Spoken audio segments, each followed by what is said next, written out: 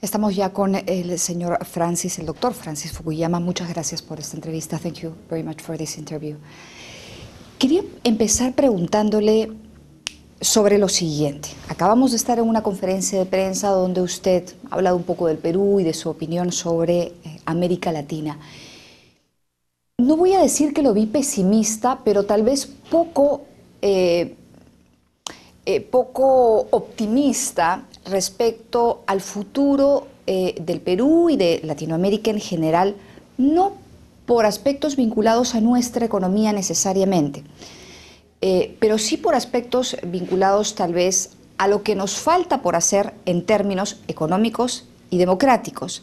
Lo escuché decir, por ejemplo, como que sí, el crecimiento del Perú es bueno, de hecho no es sostenible, un crecimiento tan importante de cifras como 8, 9%, pero hay muchas cosas que hacer en dos aspectos que los peruanos creo que lo tenemos claro, pero que sabemos nos va a costar mucho trabajar. Reforma institucional y educación. Eso es lo que creo, así como lo vio usted poco optimista o algo preocupado, lo que nos tiene a nosotros también preocupados. ¿Cuánto nos van a demorar ese tipo de reformas para poder ser un país del primer mundo? Antes que nada, creo que muchas personas en América Latina no perciben la historia de éxito en la consolidación de la democracia, porque hace poco nomás estábamos luchando con una guerrilla, Colombia contra los narcotraficantes, Brasil tenía una situación caótica con hiperinflación y ahora la gestión macroeconómica general de la región, con ciertas excepciones como Venezuela, ha sido excelente en la forma como la región ha superado la crisis financiera internacional reciente. Eso muestra que las instituciones estaban mejor, que pueden tener mayores políticas de superación. Y Perú tiene niveles casi asiáticos de crecimiento, pero creo que es importante ahora en esta conferencia para que pensemos en los siguientes pasos del desarrollo, porque existen brechas institucionales importantes que no podrán llevar al Perú o otros países de América Latina al siguiente paso. Como bien ha señalado, uno de los elementos importantes es el aspecto institucional. No podemos tener un país de primer mundo con instituciones de tercer mundo, con una burocracia sin capacidad, sin partidos políticos coherentes. Creo que hay una brecha en el capital humano, en la capacitación, la educación, son elementos claves. En Asia han invertido mucho, en Corea, en Japón invirtieron mucho en educación. Y este es un área donde el Perú y América Latina tienen que invertir. Cuando habla de instituciones, ¿a qué se está refiriendo? Y le hago la pregunta por lo siguiente. Fue una institución la que falló en Estados Unidos en esta crisis. Fue falta de regulación la que faltó en Estados Unidos, un país que en este sentido se supone debería darnos el ejemplo, que en este sentido desarrolló, creció muy por delante de nosotros. ¿A qué reformas institucionales se refiere cuando habla de Perú específicamente, considerando el ejemplo de la crisis norteamericana? Creo, bueno, antes que nada, todos necesitamos embarcarnos en una reforma institucional. En Estados Unidos ha habido esta crisis que ha demostrado que no han habido suficientes regulaciones a nivel financiero. Ahora el Congreso de Estados Unidos está tratando de cerrar esas brechas. Creo que aún se puede hacer mucho. Es un problema que nos sorprendió a todos y había que corregirlo.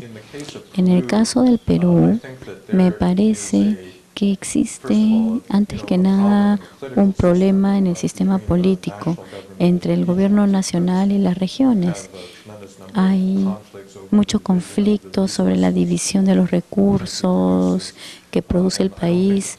No creo que el sistema político nos permita resolver el tema de manera equitativa. Con respecto al Estado de Derecho, Perú ha avanzado el sistema judicial, la aplicación de las normas también. Y en cuanto a la aplicación de las reglas de toda la sociedad, no solo de las principales, sino el acceso al sistema legal formal para los peruanos pobres es algo crítico y necesita desarrollarse. Yo creo que hay una falta de capacidad en la región que impide que enfrentemos problemas como la pobreza o la inequidad regional. Hay muchas áreas a nivel institucional que deben ser reformadas. Ahora, el problema también es un tema vinculado a educación, que usted lo menciona también en la conferencia de prensa. Y algo que yo escucho mucho de los empresarios en Perú es lo siguiente: estamos necesitando gente, pero no encontramos a las personas idóneas, a las personas que necesitamos para contratar. Con lo cual, nos están diciendo que necesitan trabajadores, pero no encuentran a trabajadores capacitados, a trabajadores bien educados.